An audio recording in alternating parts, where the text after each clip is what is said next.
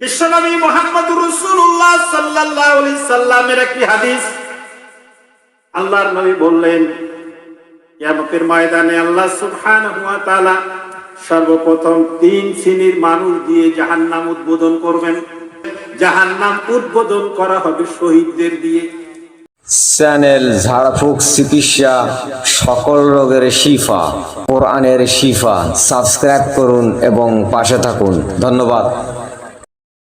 যাবে না, আল্লাহ সুবহানাহু ওয়া তাআলা বলেন, ওয়া আসারাল হায়াতাদ দুনিয়া।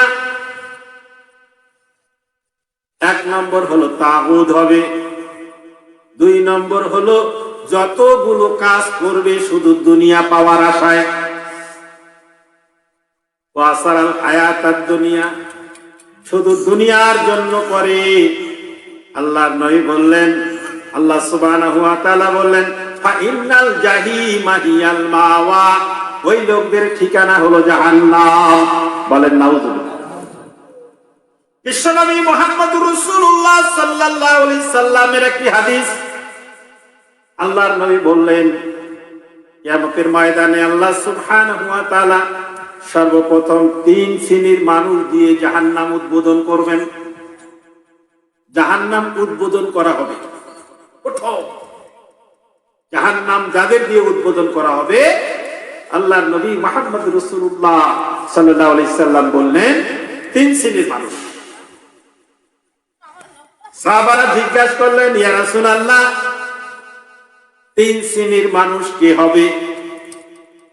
আল্লাহর নবী মুহাম্মদ রাসূলুল্লাহ সাল্লাল্লাহু আলাইহি সাল্লাম বললেন, 3 শ্রেণীর মধ্যে প্রথম শ্রেণী ওই মানুষটি জাহান্নাম, ওই মানুষটিকে দিয়ে জাহান্নাম উদ্বোধন করা হবে যারা দুনিয়ার বুকে শহীদ হয়েছিল।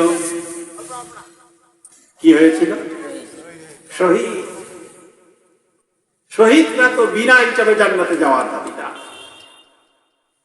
বিশ্বনবী বললেন, জাহান্নাম উদ্বোধন করা হবে শহীদদের দিয়ে। সাহাবারা আটকে উঠলেন, ইয়া রাসূলুল্লাহ, ইয়া হাবিবাল্লাহ, তাহলে কি হবে ইসলামের পথে জীবন দিয়ে যদি শহীদদের দিয়েই জাহান্নাম উদ্বোধন করা হয়? আল্লাহর নবী মুহাম্মদুর রাসূলুল্লাহ সাল্লাল্লাহু আলাইহি সাল্লাম কোরআনে কারীমের আয়াতটা তুলে ধরলেন,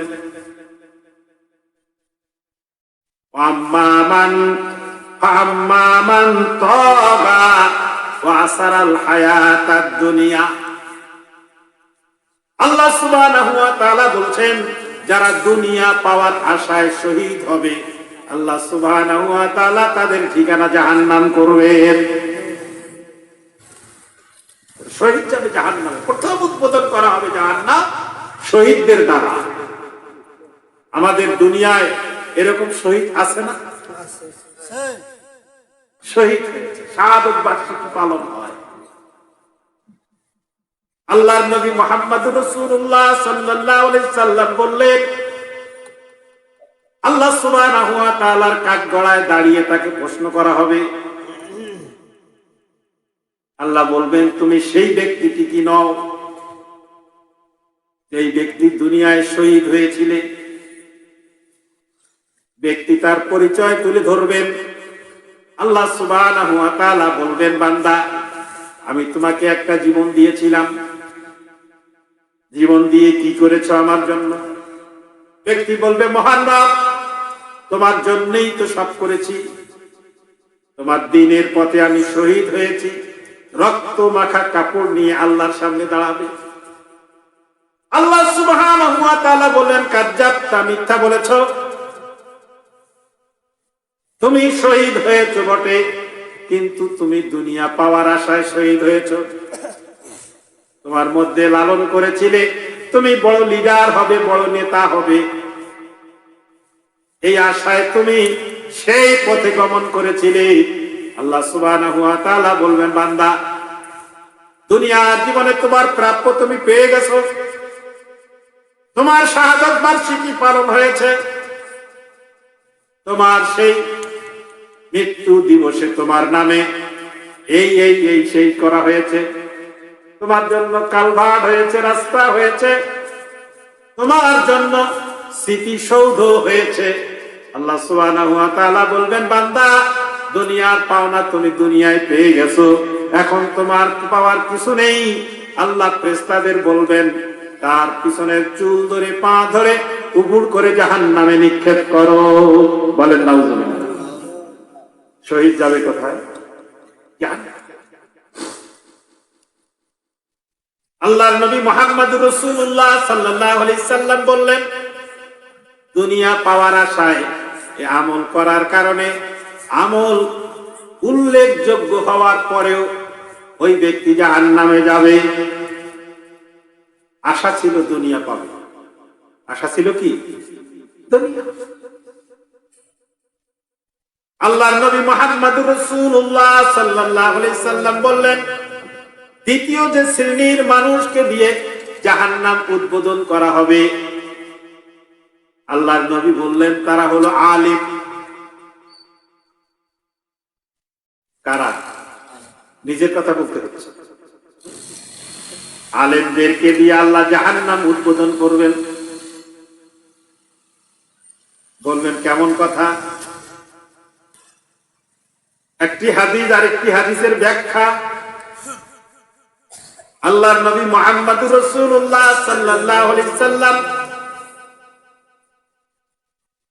শেষ জামানার একটা দৃষ্টান্ত আল্লাহর নবী সাহাবাদের শোনালেন। ইউশিকু আইয়াতি আলান নাস জামানুন লা ইয়াবকা মিনাল ইসলামে ইল্লা ইসমুহু ওয়া লা ইয়াবকা মিনাল কুরআনে ইল্লা রাসমুহু মাসাজিদুহুম আমিরাতুন ওয়া হিয়া খারাবুম মিনাল হুদা উলামাউহুম শাররুম মিন তাহতি আদিমিস সামাই তাখরুজুল ফিতনাতু ফীহিম তাউদ। বিশ্বনবী মুহাম্মদুর রাসূলুল্লাহ সাল্লাল্লাহু আলাইহি সাল্লাম চারটি বর্ণনা এখানে দিয়েছেন। চতুর্থ নম্বর বর্ণনা, আল্লাহর নবী বললেন, সে সময়ে আসমানের নিচে জমিনের উপরে এক শ্রেণীর উলামা হবে। উলামাউহুম শাররুন, রাসূল বললেন উলামায়ে শার। ব্যাখ্যা দিলেন আল্লাহর নবী, তাখরুজুল ফিতনা, ওরা সমাজে মানুষের মধ্যে বিভেদ সৃষ্টি করবে, ফিতনা সৃষ্টি করবে। জামানা আসছে না? আসে নাই? সেদিন ফেসবুকে দেখলাম এক উলামা ওয়াজ করছে। ওয়াজে বলছেন যে কাগজের টাকা হারাম। আল্লাহ রাসূলের সময় কাগজের টাকা ছিল না, ছিল নি? কাগজের টাকা ছিল না, সত্যি কথাই বলছেন। কিন্তু ওয়াজ করার পরে 40,000 50,000 টাকা কাগজের টাকা নিয়েই চলে গেল। কি নাই কি? আল্লাহ রাসূল বলেন তাখরুজুল ফিতনা, ওরা সমাজে ফিতনা সৃষ্টি করবে, আর ওই ফিতনা তাদের দিকেই প্রত্যাবর্তিত হবে। এখন যদি ওই জায়গায় কেউ বলতো যে হুজুর কাগজের টাকা হারাম বললেন, কিন্তু আপনি যেগুলো নিলেন এলে কিসের টাকা? কি বলেন? আর কন্ট্রাক্ট তো আছেই, এত টাকার কম নিব না, আছে না? তাহলে আল্লাহর নবী যে বললেন আল্লাহ আলেমদের দিয়ে জাহান্নাম উদ্বোধন করবেন, এটা কি মেলে? মেলে না? মেলে যাচ্ছে। কোন আলেম তারা? রাসূল হাদিসে বললেন কি? আল্লাহর নবী বললেন আল্লাহ সুবহানাহু ওয়া তাআলা আলেমকে জিজ্ঞাসা করবেন, আমি তোমাকে একটা যোগ্যতা দিয়েছিলাম, মেধা দিয়েছিলাম, তুমি তোমার যোগ্যতা মেধা দিয়ে কি করেছ? ব্যক্তি বলবে মহান রব। আলেম বলবে তোমার দ্বীন আমি শিখেছি, কোরআন শিখেছি, কোরআন পাঠ করেছি, কোরআন তেলাওয়াত করেছি, মানুষকে শুনাইছি।